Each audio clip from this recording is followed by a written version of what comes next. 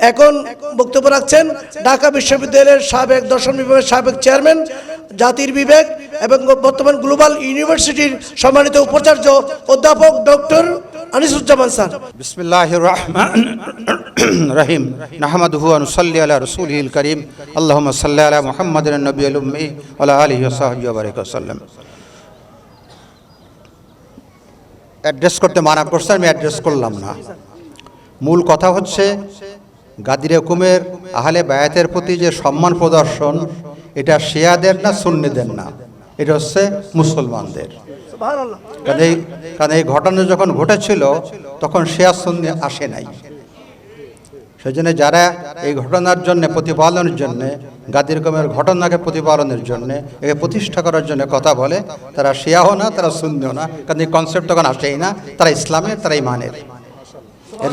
এর যারা বিরোধিতা করে তাদের ভিতরে নিফাক আছে, তাদের ভিতরে কুফর আছে। এক নম্বর কথা। দুই নম্বর কথা হচ্ছে যেটা গত 65 বছর ধরে আমি বিশ্বব্যাপী বলে বেড়াচ্ছি, সেটা হচ্ছে যে বর্তমানে আমরা একটা ক্রান্তিকাল অতিক্রম করছি। মুসলমানরা নানাভাবে বহিঃশত্রু দ্বারা এবং ভিতরের শত্রু দ্বারা আমরা আক্রান্ত।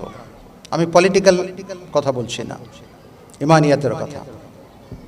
সেই সময় আমরা ইমাম খোমেনির নেতৃত্বে ডাক দিয়েছি যে unity of Muslim Ummah, unification না। ইউনিফিকেশন হচ্ছে সব মিলে একাকার করে দেয়া। ইউনিটিটা হচ্ছে ইত্তেহাদ মাল ইখতিলাফ। উম্মতের মধ্যে পার্থক্য থাকবে। ধরেন সুন্নি, আমাদের মাযহাবগত পার্থক্য আছে না? আমরা 4টে মাযহাব জানি, মাযহাব 82টার উপরে। আমরা সুফি তাসাউফের কথা 6-7টা তরিকার কথা জানি, 2500 মতো সুফি তরিকা, আরো তো পার্থক্য আছে না? বলেন শিয়াদের কথা শুনুন। শিয়াদের মধ্যে চরমপন্থী একটি দল আছে, ওই যে তারা বলে, হুসম বলছেন আমার আলীকে কেন্দ্র করে যেমন ঈসা আলাইহিস সালামকে কেন্দ্র করে মানুষ বিভ্রান্ত হয়ে গেছে। একদল বলছে তিনি আল্লাহর বেটা, তিনি আল্লাহর ছেলে। হয়তো আলীকে উনি জানেন, ইরানে থাকেন, উনি বড় পণ্ডিত, ইউনিভার্সিটির প্রফেসর। এক গ্রুপ আছে যাদেরকে বলে, তারা বলে আলী আল্লাহ, এবং আর এক দল বলে ওহি আসার কথা ছিল হযরত ইমাম আলীর উপরে, এটা ভুল ক্রমে 24,000 বার জিবরাইল আলাইহিস সালাম ভুল করে রাসূলুল্লাহর কাছে নিয়েছে। এরা শিয়াদের মতো, এরাও কাফির। এবং ইমাম খোমেনি আসার পরে এদেরকে অমুসলিম ঘোষণা করে সরকারিভাবে বিতাড়িত করে দেওয়া হয়েছে। আমাদের এখানে আমরা শিয়াদের সম্বন্ধে অনেক ভুল ধারণা রাখি। যেমন আমরা বলি তারা 40 পারা কোরআনে বিশ্বাস করে, 114 সূরা বিশ্বাস করে না, ইত্যাদি ইত্যাদি। যেহেতু সময় নেই আমি শেষ করি। সেই জন্য আমাদের ডাক হচ্ছে ইউনিটি অফ মুসলিম উম্মাহ। আপনার কাছে যা থাকে ওটা নিয়ে আপনি থাকুন, কিন্তু বৃহত্তর মুসলিম ঐক্যে আমরা একত্রিত হই।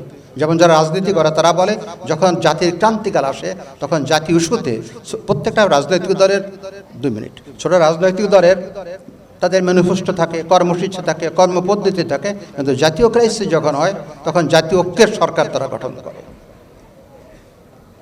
তো সেই জন্য এটা হচ্ছে একটা বড় জিনিস। 3 নাম্বার এটা উনি শেষ করছে যে আমাদের অন্যান্য ধর্মের ভিতরে যারা আছে তাদের মধ্যে তারা নির্যাতিত কেন? যেহেতু ইসলাম হলো আদল, ইসলাম হলো ইনসাফ। যেহেতু ইসলামের বাইরে তথা আদল ইনসাফের বাইরে তারা মজলুম, তারা নির্যাতিত, তারা নিপীড়িত, এদেরকে আমাদের সঙ্গে নিতে হবে। এই কর্মসূচি যখন এগিয়ে যায়, অর্থাৎ যারা মুসলমান আছে তাদের মধ্যে আবার আমি বলতেছি ইউনিটি, ইউনিফিকেশন না, ভিন্ন মত থাকবে।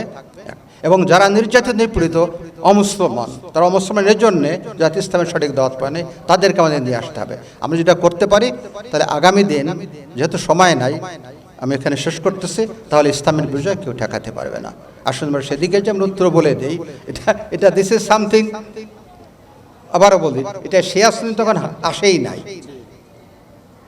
এটা তো 632 খ্রিস্টাব্দে, শিয়া সুন্নি 657 খ্রিস্টাব্দে, এবং আরও যদি ক্লিয়ারলি বলি 661 খ্রিস্টাব্দে।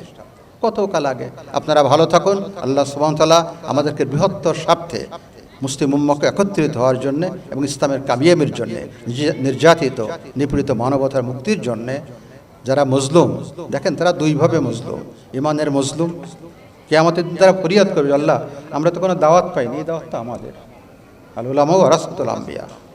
আল্লাহ আমাদের তৌফিক দান করুক, আমরা সত্যের পথে, আমরা ঐক্যের পথে এবং ন্যায় বিচারের পথে, আদলের পথে এগিয়ে যাই। আল্লাহ হাফেজ। আসসালামু আলাইকুম ওয়া রাহমাতুল্লাহি ওয়া বারাকাতুহু।